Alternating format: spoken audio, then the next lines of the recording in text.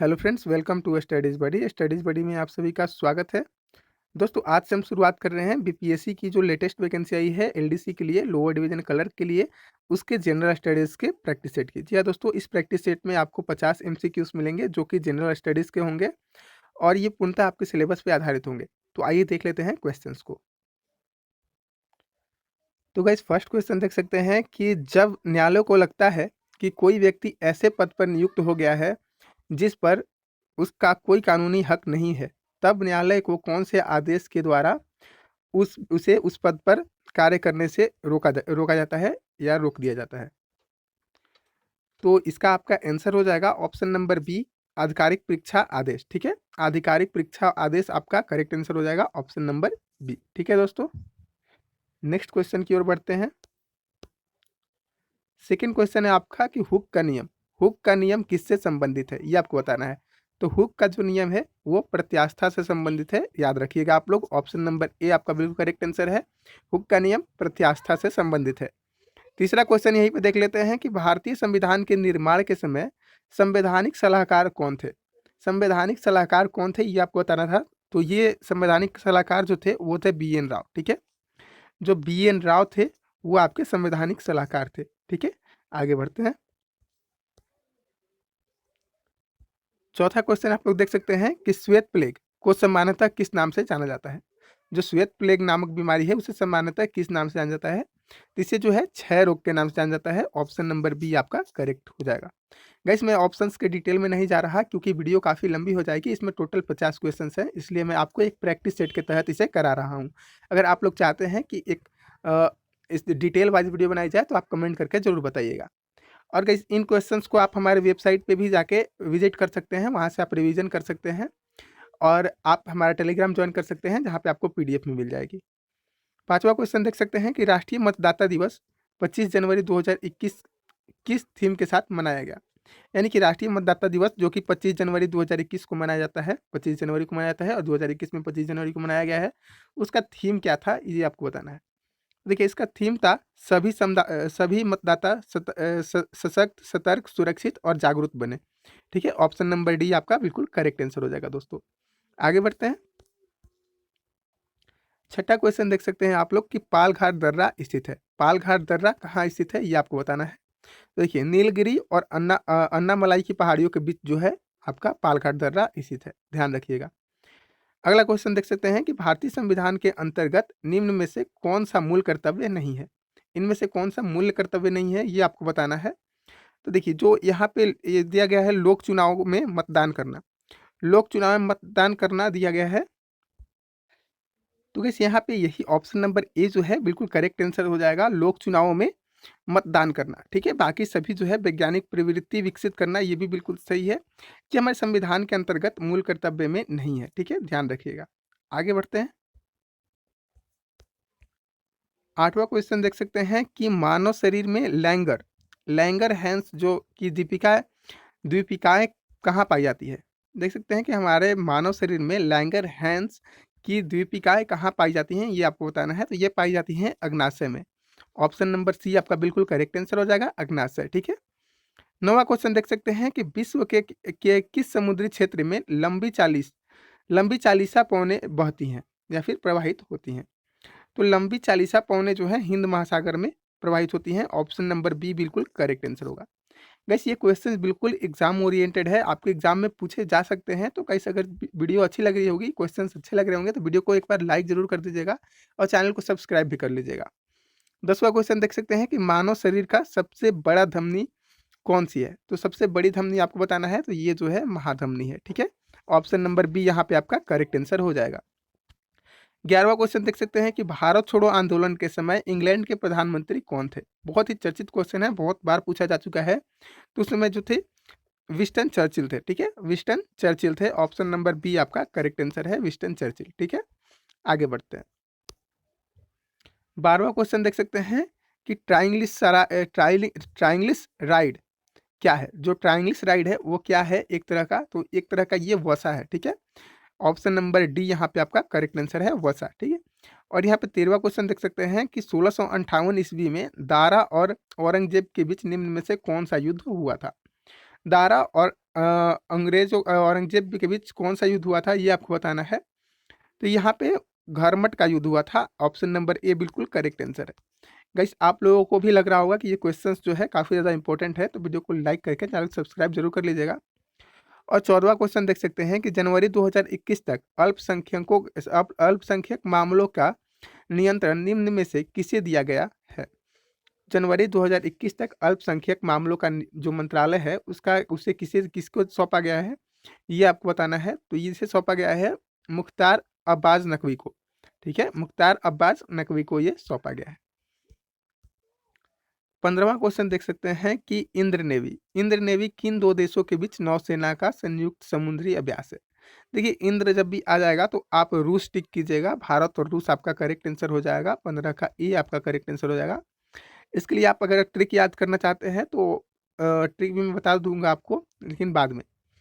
16वां question देख सकते हैं कि निम्न में से कौन सा महासागर महासागरीय मरुभूमि के रूप में संबोधित किया जाता है।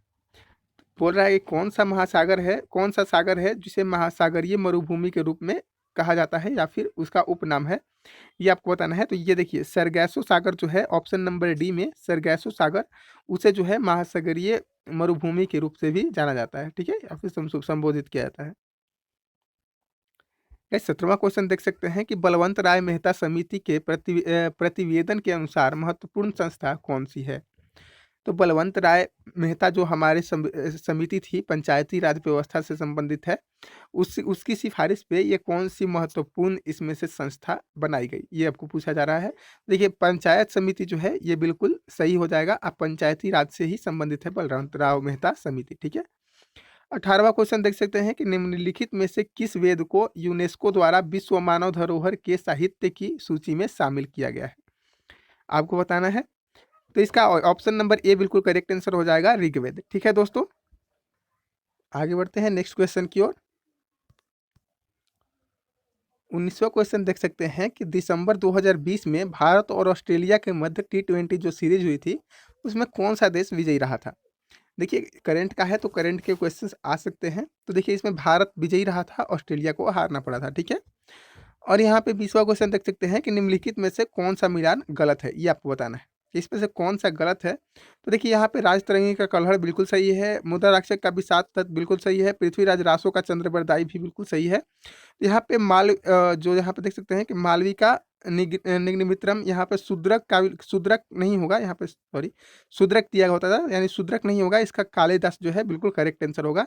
तो कालिदास भी यहाँ पे दिया गया है। ऑप्शन नंबर सी बिल्कुल करेक्ट हो जाएगा, मालविका निग्नमित्रम का कालिदास यहाँ पे करेक्ट आंसर होगा। यहाँ पे शूद्रक जो दिया हुआ था वो गलत है। ठीक है, आगे बढ़ते हैं। 21वां क्वेश्चन देख सकते हैं कि हिडकल सिंचाई परियोजना जो है उस के उद्देश्य से, जो सिंचाई के उद्देश्य से बनाई गई है, किस नदी पर बनाई गई थी। तो हिडकल परियोजना आपको जानना है जो कि घाटप्रभा नदी पर है। ठीक है, हिडकल परियोजना कहाँ है, घाटप्रभा नदी पर है। ऑप्शन नंबर बी बिल्कुल करेक्ट आंसर है दोस्तों। 22वां क्वेश्चन देख सकते हैं कि सुप्रीम कोर्ट के मुख्य न्यायाधीश के रूप में कार्य करने के लिए व्यक्ति को उच्च न्यायालय में कम से कम कितनी वर्ष तक कार्य करना चाहिए, यानी कि उच्च न्यायालय में कितने वर्ष तक कार्यरत होना चाहिए तब वे सुप्रीम कोर्ट के जज बन सकते हैं, ये आपको बताना है। तो कम से कम 10 वर्ष तक उन्हें कार्यरत होना चाहिए। ठीक है, आगे बढ़ते हैं। 23वां क्वेश्चन देख सकते हैं कि निम्नलिखित में से कौन सा विदेशी यात्री 5 सदी में, जो 5वीं सदी यहाँ पे कहा जा रहा है कि 5वीं सदी में चंद्रगुप्त द्वितीय के शासनकाल में भारत आया और भारतीय समाज की आर्थिक और सांस्कृतिक विषय पर प्रकाश डाला। तो कौन था दोस्तों, तो वो था आपका फाहियान। ठीक है, ऑप्शन नंबर डी बिल्कुल करेक्ट आंसर हो जाएगा, फाहियान था। ठीक है, आगे बढ़ते हैं। आगे देख सकते हैं कि निम्नलिखित में से कौन सा मिलान गलत है, ये आपको बताना है कि इसमें गलत कौन सा मिलान है। तो यहाँ पे देख सकते हैं कि स्वतंत्रता का अधिकार 19 से 22 तक, तो ये तो बिल्कुल करेक्ट है। शोषण के विरुद्ध अधिकार, यहाँ पे देख सकते हैं कि यहाँ 14 से 18, ये गलत है दोस्तों। और धार्मिक स्वतंत्रता का अधिकार 25 से 28, और यहाँ पे सांस्कृतिक शिक्षा और संबंधित 29 से 30, तो ये बिल्कुल सभी सही है। यहाँ पे शोषण के विरुद्ध अधिकार जो है 14 से 18 के बीच में नहीं है। आगे बढ़ते हैं। 25वां क्वेश्चन देख सकते हैं कि ग्लोबल क्लाइमेट रिस्क इंडेक्स 2021 में भारत कौन से स्थान पर रहा। ग्लोबल क्लाइमेट रिस्क इंडेक्स 2021 में भारत कौन से स्थान पर रहा, ये आपको बताना है। तो ये भारत जो है 7वें स्थान पर रहा था, 7वें स्थान पे बिल्कुल सही आंसर है। आगे बढ़ते हैं। आगे 26वां क्वेश्चन देख सकते हैं कि निम्न में से कौन सा हाइड्रोजन का समस्थानिक नहीं है। तो इसमें से हाइड्रोजन का समस्थानिक आपको बताना है कौन सा नहीं है। तो देखिए इट्रियम जो है वो हाइड्रोजन का समस्थानिक नहीं है। यहाँ पर प्रोटियम और ड्यूटेरियम और ट्राइटेरियम जो है हाइड्रोजन का समस्थानिक है। ठीक है। 27वां क्वेश्चन देख सकते हैं कि निम्न में से कौन सा झील अनुपम झील, जिसे हम लैगून्स कहते हैं, उसका उदाहरण है। तो यहाँ पे जो चिल्का झील है वो एक लैगून का उदाहरण है। ऑप्शन नंबर सी बिल्कुल करेक्ट आंसर है। आगे बढ़ते हैं। आगे 28वां क्वेश्चन देख सकते हैं कि राष्ट्रीय मानवाधिकार आयोग का गठन कब किया गया। राष्ट्रीय मानवाधिकार आयोग का गठन कब किया गया ये आपको बताना है। तो ये किया गया 1993 में। ठीक है। राष्ट्रीय मानवाधिकार आयोग का गठन 1993 में किया गया। ऑप्शन नंबर बी बिल्कुल करेक्ट है। और 10 दिसंबर को आपको 10 दिसंबर को क्या मनाया जाता है, राष्ट्रीय मानवाधिकार दिवस मनाया जाता है। ये भी ध्यान रखिएगा। 29वां क्वेश्चन देख सकते हैं कि सिंधु सभ्यता के किस स्थल से बंदरगाह के साक्ष्य प्राप्त हुए। तो बंदरगाह के जो साक्ष्य हैं वो हमारे लोथल से प्राप्त हुए थे। ऑप्शन नंबर सी बिल्कुल करेक्ट आंसर हो जाएगा। आगे बढ़ते हैं। 30वां क्वेश्चन देख सकते हैं कि भारतीय राष्ट्रीय एकता परिषद के अध्यक्ष कौन होता है। भारतीय राष्ट्रीय एकता परिषद का अध्यक्ष कौन होता है ये आपको बताना है। तो इसका अध्यक्ष जो है प्रधानमंत्री होते हैं। ऑप्शन नंबर सी बिल्कुल करेक्ट आंसर हो जाएगा। और यहाँ पे आगे बढ़ सकते हैं कि अंगुत्तर निकाय निम्नलिखित में से कितने महाजनपदों में उल्लेख किया गया है। तो अंगुत्तर निकाय में कितने महाजनपद हैं। तो 16 महाजनपद है। आप लोग ध्यान रखिएगा। ऑप्शन नंबर ए बिल्कुल करेक्ट आंसर हो जाएगा, 16 महाजनपद। ठीक है। आगे बढ़ते हैं। 32वां क्वेश्चन देख सकते हैं कि सर्वाधिक वन क्षेत्रफल वाला राज्य कौन सा है। सर्वाधिक वन क्षेत्रफल वाला राज्य कौन सा है। तो ये जो है मध्य प्रदेश है। आप लोग अच्छे से जानते होंगे। ऑप्शन नंबर बी बिल्कुल करेक्ट आंसर है। 33वां क्वेश्चन देख सकते हैं कि विश्व का सर्वाधिक ऊंचाई पर अवस्थित बाघ रिजर्व निम्न में से कौन सा है। सबसे ऊंचाई पर स्थित बाघ रिजर्व के बारे में पूछा जा रहा है आपसे। तो ये जो है नामदफा है। ठीक है। ऑप्शन नंबर ए बिल्कुल करेक्ट आंसर हो जाएगा, नामदफा टाइगर रिजर्व। आगे बढ़ते हैं। 34वां क्वेश्चन देख सकते हैं कि निम्नलिखित शतकों में से किसने हर्षवर्धन को पराजित किया। यहाँ पे शासक है। निम्नलिखित शासकों में से किसने हर्षवर्धन को पराजित किया ये आपको बताना है। तो देखिए हर्षवर्धन को पराजित करने वाला पुलकेशिन द्वितीय था, जो कि एक चोल राजा था। आगे बढ़ते हैं। बौद्ध धर्म किस संगतियों में बुद्ध धर्म के दो भाग हीनयान और महायान में विभाजित हो गया। बौद्ध धर्म की किस संगति में बौद्ध धर्म जो है दो भागों में विभाजित हो गया, हीनयान और महायान में, ये आपको बताना है। तो देखिए यहाँ पे चतुर्थ जो संगति थी उसमें विभाजित हुआ। ऑप्शन नंबर डी बिल्कुल करेक्ट आंसर हो जाएगा। दोस्तों आगे बढ़ते हैं। 36वां क्वेश्चन देख सकते हैं कि निम्नलिखित में से कौन सा कथन जो है सत्य है ये आपको बताना है। कौन सा कथन सत्य है। तो यहाँ पे पढ़ सकते हैं कि विक्रम संवत 57 ईसा पूर्व में आरंभ हुआ, शक संवत 78 ईसा पूर्व में आरंभ हुआ, गुप्त संवत 319 ईसा पूर्व में 319 ईस्वी में आरंभ हुआ। तो इसमें से कौन सा जो है असत्य है ये आपको बताना है। सॉरी, कौन सा कथन सही है, कौन सा कथन राइट है ये आपको बताना है। कौन सा कथन इसमें से राइट है। तो देखिए यहाँ पे जो है तीनों सही है। ऑप्शन नंबर 1, 2 और 3 तीनों सही है। जो यहाँ पे 3 कथन दिए गए थे तीनों सही है, यानी कि ऑप्शन सी आपका करेक्ट आंसर हो जाएगा। जो विक्रम संवत है 57 ईसा पूर्व में आरंभ हुआ था, शक संवत 78 ईस्वी में आरंभ हुआ था, और गुप्त संवत जो है 319 ईस्वी में आरंभ हुआ था। ठीक है। आगे बढ़ते हैं। आगे देख सकते हैं कि नेक्स्ट क्वेश्चन है ब्रेस्ट स्ट्रोक। ब्रेस्ट स्ट्रोक शब्दावली किस खेल से जुड़ी हुई है ये आपको बताना है कि ब्रेस्ट स्ट्रोक शब्दावली किस खेल से जुड़ी हुई है। तो ये जो है तैराकी से जुड़ी हुई है। ऑप्शन नंबर सी बिल्कुल करेक्ट आंसर कर लीजिएगा आप लोग। और आगे बढ़ते हैं। पिंच ब्लेडी, यहाँ पे देख सकते हैं पिंच ब्लेडी कौन सा रेडियो एक्टिव तत्व प्राप्त किया जा सकता है। पिंच ब्लेडी से कौन सा रेडियो एक्टिव तत्व प्राप्त किया जा सकता है ये आपको बताना है। तो इसमें रेडियम प्राप्त किया जा सकता है। ऑप्शन नंबर सी बिल्कुल करेक्ट आंसर हो जाएगा, रेडियम। ठीक है। आगे बढ़ते हैं। आगे देख सकते हैं कि डियोगो गार्सिया स्थित है। डियोगो गार्सिया कहाँ स्थित है ये आपको बताना है। तो देखिए डियोगो गार्सिया है वो हिंद महासागर में ही स्थित है। ऑप्शन नंबर बी बिल्कुल करेक्ट आंसर हो जाएगा, हिंद महासागर। ठीक है। और नेक्स्ट क्वेश्चन देख सकते हैं 40वां कि निम्नलिखित में से कौन सा मिलान गलत है। फिर से एक बार मिलान गलत के बारे में पूछा जा रहा है। तो यहाँ पे देख सकते हैं कि जो नेक्स्ट क्वेश्चन देख सकते हैं कि हर्यक वंश का दिया जा रहा है एक नुनुक। तो यही बिल्कुल गलत है। हर्यवंश का नुनुक नहीं है, हर्यक वंश का बिंबिसार है। बिल्कुल करेक्ट आंसर हो जाएगा बिंबिसार। तो यहाँ पे option number A he correct हो गया। और शुंग वंश का पुष्य मित्र शुंग है, ठीक है। पाल वंश का गोपाल, ठीक है। सेन वंश का सेन वंश का हेमंत सेन, बिल्कुल सही है। तो यहाँ पे हर एक वंश का कौन सा हो जाएगा? बिंबिसार हो जाएगा, ठीक है। यहाँ पे नुनुक जो है गलत हो जाएगा। आगे बढ़ते हैं।